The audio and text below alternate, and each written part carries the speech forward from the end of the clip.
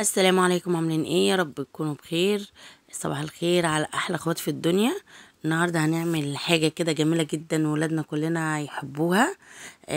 حاجه بسيطه وخفيفه وفي نفس الوقت مش هنقول مش مكلفة، بس مش مكلفة طبعا زي بره خالص. ولادنا يفرحوا بيها، وبصوا شكلها عامل ازاي، جميل جدا وطعمها كمان اجمل واجمل. تعالوا نشوف احنا هنعملها ازاي، بس قبل ما نبدأ تعالوا نصلي على النبي، اللهم صل وسلم على سيدنا محمد. بصوا شايفين الهشاشة بتاعتها بجد، ولا الطعم بتاعها جميل جدا. جربوها، مش هتندموا. وبطريقة بسيطة جدا جدا، وهتشوفوا الكيكة من جوه هشة ازاي. آه زي ما انتم شايفين كده، شايفين؟ ومن جوه كمان طعم وريحة ما اقولكوش. بجد حاجة كده بسم الله ما شاء الله. جربوها لولادكم مش هتندموا. تعالوا بقى نشوف مقاديرنا ونشوف الحاجات اللي احنا هنستعملها ايه. معايا هنا بيضتين، يعني انت لو عندك بيضتين كبار هيبقوا تمام، لكن انا البيض اللي عندي كان صغير عشان كده استعملت 3. عندي كوباية سكر، عندي كوباية لبن، كوبايتين دقيق على بيضتين، و3 معالق كاكاو، ونص كوباية زيت. المقادير دي لازم الكوباية تبقى قد التانية، يا اما هنعمل بنفس الكوباية هي. معانا هنا حطيت السكر والبيض وعليهم الفانيليا، وهضربهم كده لما يبقوا فوم ابيض.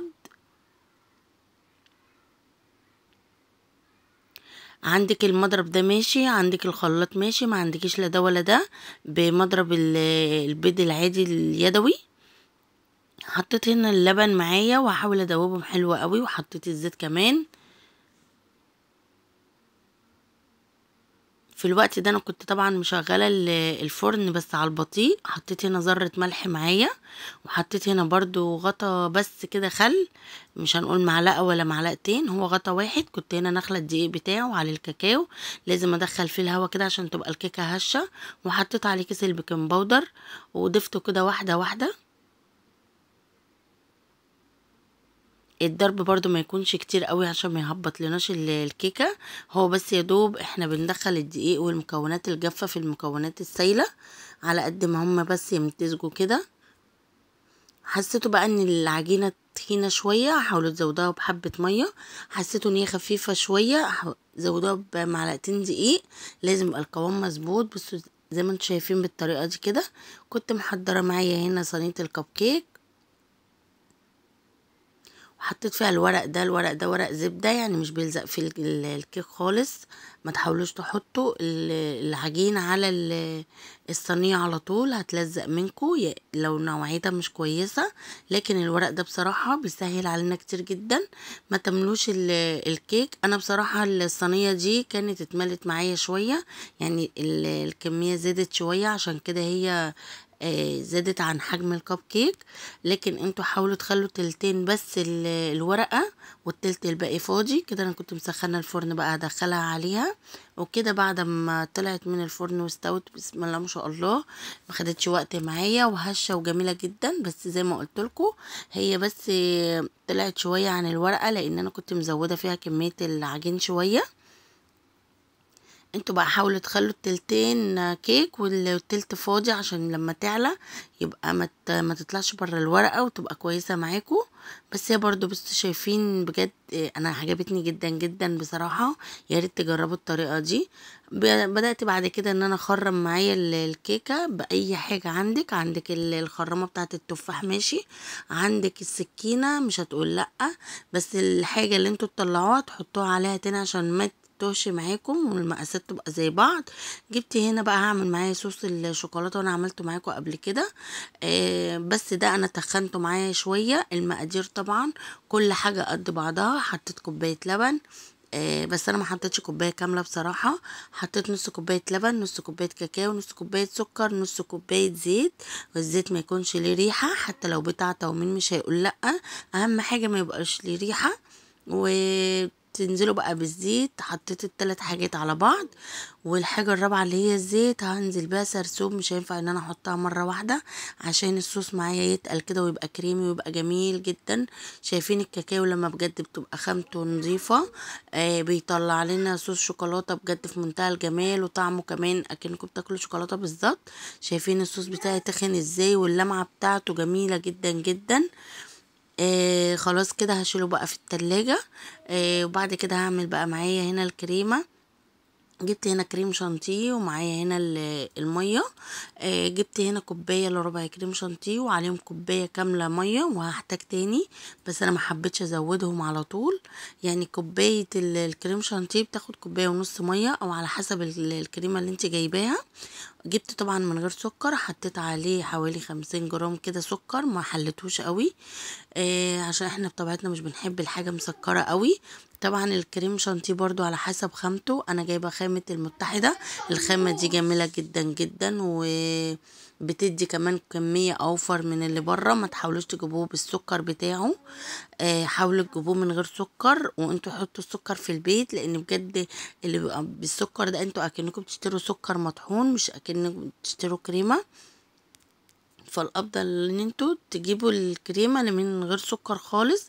وشايفين الحجم بتاعها بيزيد، ولما تكون كمان الحاجه خامتها نظيفه بتديكم بركه في الحاجه اكتر، اقسم بالله. والطعم كمان بيبقى جميل جدا. شايفين بقى القوام ده، هو بالنسبه لنا تخين برضو شويه، يعني متماسك. انا هفك شويه كمان بحبه ماء صغيرين.